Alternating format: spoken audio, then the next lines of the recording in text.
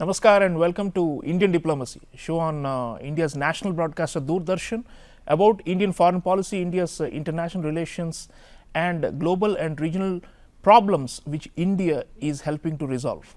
Viewers, in this episode we are taking up a very big challenge that has emerged for the international community at large. This is the threats to maritime security. From conventional to unconventional, there is a range of actors who are posing unprecedented threats to maritime security. What is India doing about it? What is the rest of the world doing about it? And what is the way ahead to make the high seas safe and secure for all? That's the theme. And to discuss this, I am very privileged to have with us in the studio Vice Admiral Shekhar Sinha. Vice Admiral Shekhar Sinha was a former Chief of Integrated Defence Staff, decorated Indian Navy officer. He commanded the Western Naval Command. Vice Admiral, thank you so much for joining us today. Namaskar, Dr. Chaulia, and thank you for getting me here. I'm quite delighted. Sir, since the Israel-Hamas war started in October 2023, we have seen a surge in so-called rogue attacks by militia groups based in Yemen on maritime shipping and commerce on the western end of the Indian Ocean leading into the Bab al-Mandab and the Red Sea. That region has been in turmoil, and there have been so many attacks on vessels over the last few months, and the whole international community has been exercised as to what to do about it. Different actors are responding in different ways, but I would like you to reflect on this unprecedented situation, sir, to begin with. And it obviously comes from land. The problems are happening on land, but then the spillover is coming into the commons, which is the maritime commons. So this is quite unprecedented. In many decades we haven't seen this level of pressure that we are seeing on something that we usually assume as a very fundamental pillar of the international order, the freedom of navigation. That is under challenge. So please tell us what you think about the current situation and how it's been evolving. Well, thank you for this question. I think this is really troubling the whole world. As you rightly said, the groups in Yemen, and I would like to name Houthi group, which is apparently supported by another country who is reasonably friendly to us. They have been attacking the ships in support of the Hamas, which is having a conflict with the Israelis, and they seem to be attacking relentless sort of attack on any ship and every ship. Initially their intention was to attack only the ships which are destined or coming out of Israel. But that has not happened because it is quite difficult to identify the ships, particularly if you are attacking by drones or if you are firing the missiles. There are ways to do it, but I guess that is not very easy to get there. So their attacks have been absolutely relentless, and some of them have been also the ships which are destined for India or they had Indian crew. Large number of Indians are working in the merchant navy. So this is what it is, and the attacks became so much that the American and the British navies they said that we cannot allow this to happen. The global commons must not get impacted. It is affecting the world trade. Just to give you an idea, through the Indian Ocean, roughly 1,85,000 ships traverse in either direction in 1 year. In fact, in last 6 months, the recorded data is 1,65,000. So that is the kind of traffic that you are talking about. Nearly 70% of the entire global trade, nearly 50% of all oil trade of the world. So it's like the lifeline for the global economy. Absolutely, economy, progress, prosperity, and what have you. So that is where it lies, and my sense is that till this Israel-Hamas is sorted out, I don't think you will be any let up in this. But in response, the Americans have fired at the Houthi locations where they think their bases are, and it has been responded back. Every time it is being responded back. How do we handle this? A large number of ships have taken a longer route, which is roughly, I would say that it takes another 7-8 days. 20% increase in cost, 20% more time around the Cape of Good Hope, around the African peninsula. So that obviously cost, adds cost to the consumer. So far we have managed to keep the prices down in the oil, but it's not going to happen for very long. It's going to increase because I don't see this let up.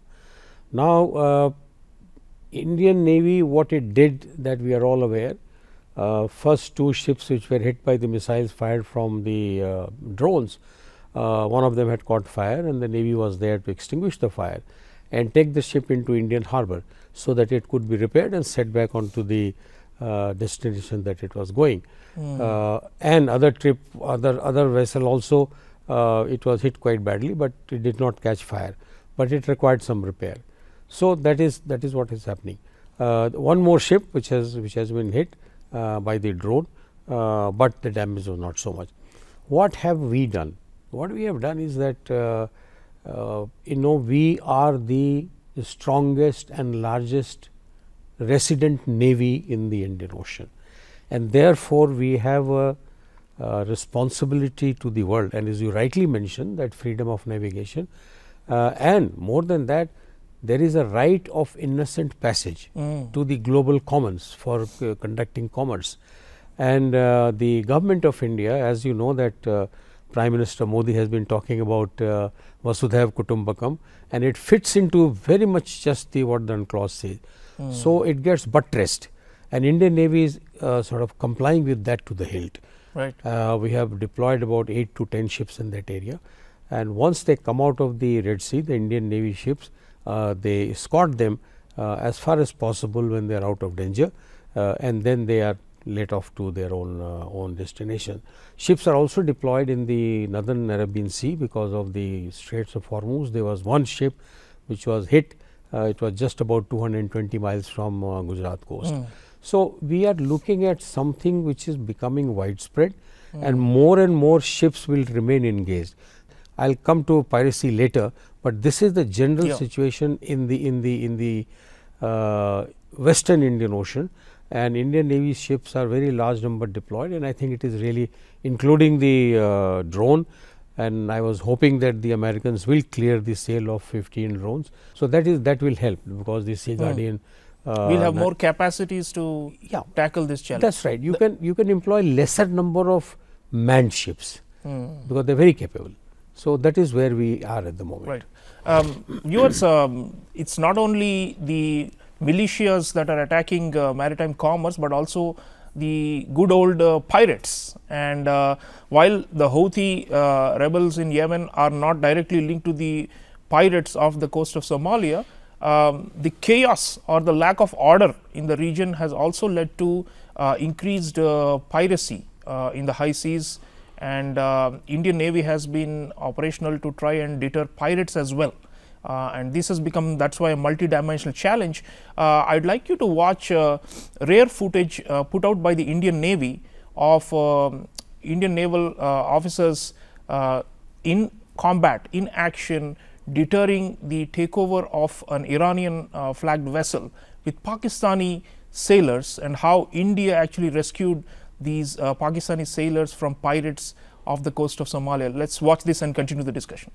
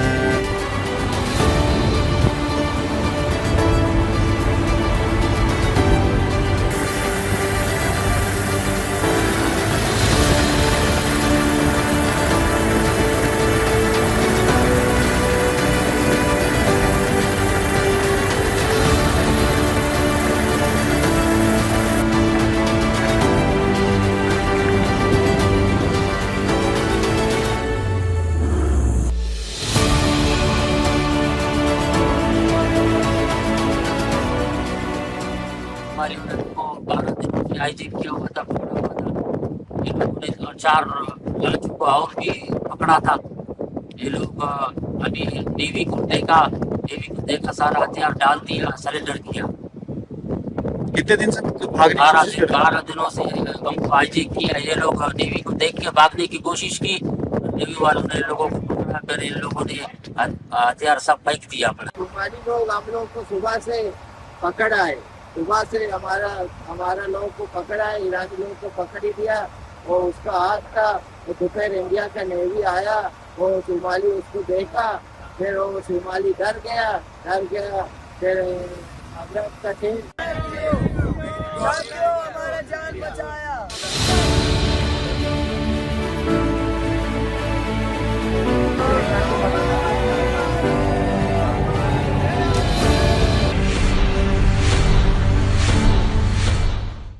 So, viewers, we just saw how the Indian Navy has been in action and showing its mettle. Coming back to Vice Admiral Sinha, sir, we just saw the efficiency and the daredevilry and the valor of Indian armed forces never been in doubt, but now we are showing it quite far away from our shores, and just the very fact that the Pakistani sailors were praising the Indian Navy for saving them is in some ways ironic because of the geopolitical conflict we have with our neighbor and the historical animosities. But when it comes to the global commons, we don't discriminate, and anybody who is a sailor and who is a civilian, like you said, the right of innocent passage must be ensured. And in that sense, our policing and our role as a sentinel of the high seas is really being highlighted through these missions. And even our External Affairs Minister Dr. Jaishankar was talking about how, as we grow more powerful, we take on more responsibilities, and this is a clear example of this, sir. So how do you think we are handling the pirates, and what more can we do with this problem? Dr. Chaulia, this is a little complicated question. I'll tell you why. It's not straightforward. Now, if you look at the piracy, it has just increased at the time when Red Sea is in turmoil at the moment. And I would think the pirates have been taking advantage of the situation, because the ships have to slow down in the in the Red Sea area. When the ships are slow, it is easier for the pirate boats to reach them and climb up and try and hijack the ships, and thereafter demand some ransom. But I would go one further, and I would like to throw my hat in to make a guess that possibly it has something to do with the financing of the Houthis in Yemen. Otherwise, there should have been no linkages really. This is one of the reasons that I think it is. I may be wrong. But why has it increased? Because the Houthis are being funded by which country, weapons are being given, and that country is also under sanction. They are not very financially well off at the moment. And for funding, as you rightly said, the terrorism is over land, it spills over to the sea. I would say the ransom collected over sea, it goes back to land.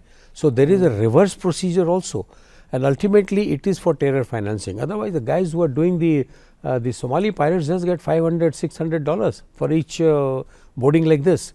So that is one aspect. Coming back to the actual done by the Navy, from 2008, Dr. Chaulia, we have been deployed on the high seas, including the Red Sea area, and we have been policing. We have actually escorted more than 5,000 merchant vessels of different nationalities out of the Red Sea and into safer areas. Here, the last 3, 4 and the video clipping that you saw, this is exactly the standard operating procedure of the Indian Navy. First, they don't start firing. First, they want to make sure that the crew on board is safe. As you said, right of innocent passage, right to live. And again, come back to Prime Minister's that famous word, Vasudhaiva Kutumbakam, somebody who is in distress, we don't worry about which country does it belong to, it's a human life and it has to be saved. And as you rightly said, it's a very true demonstration of our will to pick them up. So once they are being warned, the PATI transport aircraft, the maritime patrol aircraft, it flies low over that ship or boat, and it warns, they have got a loudspeaker system that look, now you are being tracked, you will be boarded by marine commandos and you will all be killed. And it's good time for you that release the hostages and get off the ship and push off from wherever you came from. Many times it takes longer, But the first incident that took place, they came out quite quickly. By the time the Marine Commandos boarded, they had already left the ship. So, this is what is happening.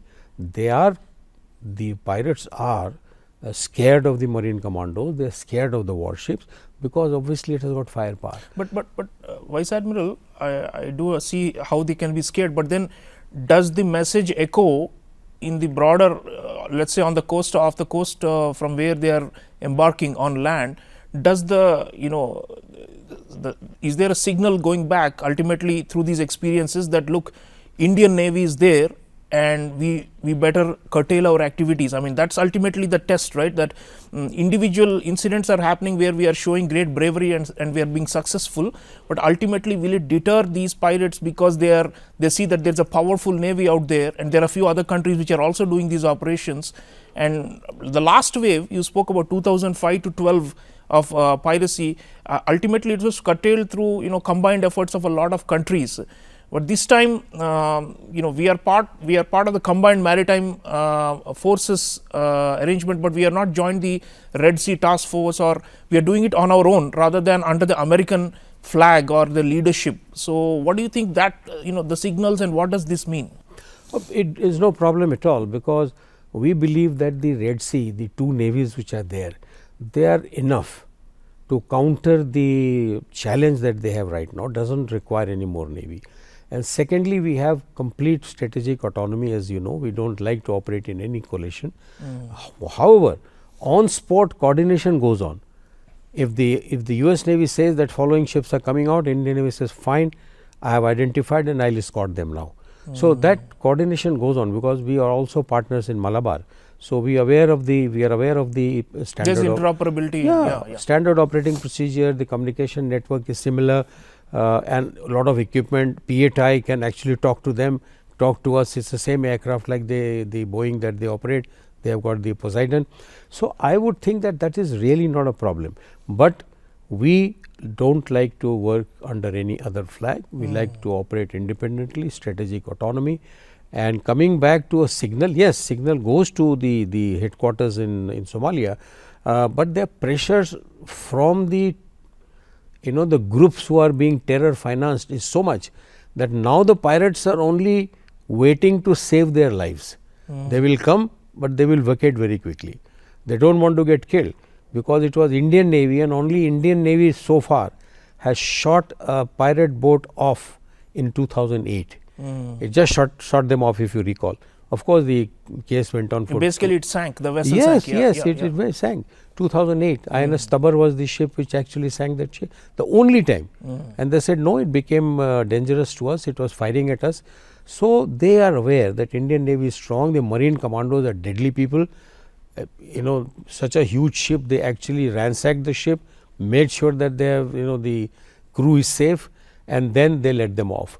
So, the message goes, but the compulsions from the terror groups is so much that finances are required. So, they will try, sometimes they may succeed. Taking the risks. Take risk, but as long as the life is not risk, they will try this, and I think that it's not going to calm down. Viewers, so far we have spoken about these unconventional threats to maritime security coming from guerrilla groups and from pirates, but there is a 800-pound dragon, so to say, in the Indo-Pacific, and this is China.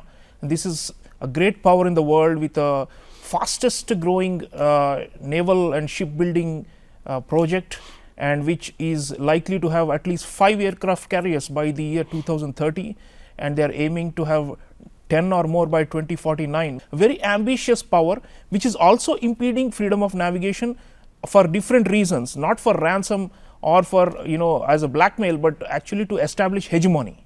So, viewers, we have a very interesting package about India trying to answer the China challenge by building its own conventional capabilities, by getting its second indigenous aircraft carrier and its third aircraft carrier overall. Let's just watch this and continue the discussion.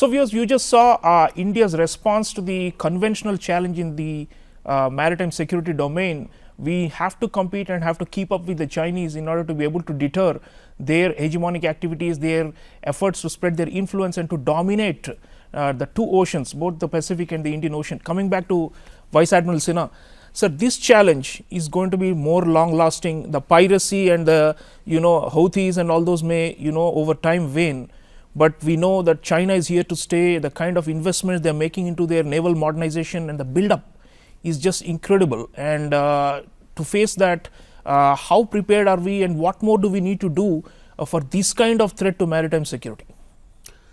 Dr. Chaulia, you are right that it's a 800-pound gorilla. But at the same time, I read an article which says, China is not 10 feet tall. So, yes, I mean, they are progressing and they will enter the Indian Ocean with a carrier battle group. Even now, their submarines and ships are operating in Indian Ocean under the pretext of anti-piracy patrol. As you know, they are very much there. They made a statement that we will escort our ships, but no other ships. So, they do not have any responsibility to the world because unfortunately they do not follow the UNCLOS so rigidly. You saw the example in South China Sea, Scarborough Shoal. With the Philippines. Scarborough Shoal and the second Thomas Shoal just now. So, the point is that it is not a law abiding country, does not keep to agreements. So, no matter how many agreements you sign, you will have to be ready. Now, fortunately for us, the geography has been very kind to India. Any entry or exit into the Indian Ocean is through choke points, and on the eastern side there are three. One is the Malacca Strait, then you have Sunda Strait, then you have Lombok Strait. In fact, there is one more further down, which is not really a choke point, that is the Ombai Vatar.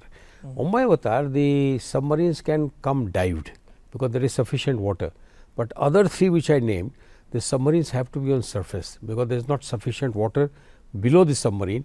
So, it does not dive, it has the danger of So, they can be detected in maritime reconnaissance. That is right, maritime patrol aircraft, visual, electronic, and we have a very strong maritime domain awareness network, which is located in your Gurugram, as you know, in Manesar, and it keeps getting input from aircraft, ships, submarines, friendly ships, merchant ships, and all this is fed into a data, and that data is projected on a wall. So, you can actually make out which ship, which submarine is where on a data wall at all times. And if you recall, during the Indo-Pacific Quad Summit, the President of United States in Tokyo, he made a commitment of spending $5 billion and connecting up all the MDAs of the Quad countries together by another 5 in next 5 years through satellites. So, you will have the Indian Maritime MDA, you will have the American MDA which is in Singapore, you will have the Australian MDA which is located in Solomon Island, and some more will be created. They will all be linked through the satellites, and you will have a real time picture of entire Indo-Pacific at any given time, and it can be accessed by any of these 4 countries. We also have friendly countries who are part of this MDA. So, what we do is we look at that and we make sure that all the choke points are under surveillance physically. We have our ships deployed, what is called the mission based deployment. They are deployed in 7 portions of the Indian Ocean, which are choke points: the Northern Arabian Sea, the Northern Bay of Bengal, Lombok, Sunda and Malacca Strait. Either a ship or a submarine or a P8I aircraft or the MQ-9, the Sea Guardian.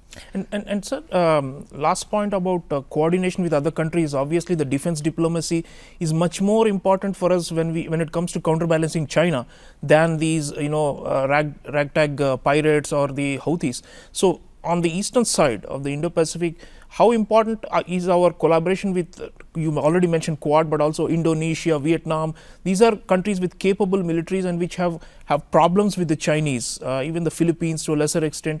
So, how important is that, and what more should we do with these countries apart from Quad? No, very, very important. You see, the Navy is the best tool for exercising India's foreign policy, mainly because the Navy does not have borders. You come out of 12 nautical miles, the territorial water, you are in the world. Navy's nearest neighbor on the west coast is the Arab Peninsula. We do not have any land in between. So, we deal with them on a daily basis. All these you will find whenever you have a bilateral or multilateral, the first thing that happens is the maritime security exercise, because one country alone cannot look after all this. It is not possible. A famous dialogue of Admiral Mike Mullen when he was CNO, he said that we require 1,000 ship navy in the world, and we still haven't reached, in spite of China and America having sort of Competition. We haven't reached 1,000 yet, to my mind. So, what happens is that we have bilateral and multilateral relation, we have exercises with them, with the Indonesians, with the Malaysians, with Thailand, Singapore, and we do that very close to Malacca Strait. Sometimes it is all together. The Milan exercise which takes place in Andaman Nicobar, I think last time there were more than 20-30 countries. Correct. So, they are increasing by the day. So, the diplomatic relation, cordial diplomatic relation is essential for developing these kind of maritime exercises, and nothing better than Navy, because Navy does not have any borders. Absolutely. So, viewers, Vice Admiral Shekhar Sinha is saying nothing more pivotal than Indian Navy for defense diplomacy, because of the geography and of the high seas and the openness of the high seas, where we can operate and build relationships and coalitions. We are not into any alliance. We don't fly under the banner of any other state. We don't work under the command of other countries. India is an independent country, but at the same time we coordinate closely, and that's the way forward to deal with maritime challenges from the western flank of the Indo-Pacific all the way to the eastern end. India is stepping up the plate and is playing a more proactive role. I want to thank Vice Admiral Shekhar Sinha for sharing such valuable insights which will enlighten the audience. Thank you, sir. Thank you so much. Thank you very much. Namaskar. Viewers, let's keep our eyes on the Indian Navy. It's out on the prowl. Everybody who challenges freedom of navigation, be it a conventional actor or a non-state actor, you better watch out. Indian Navy is there, and it is going to fight for global public goods and global commons. I'll see you again next time. Until then, take care.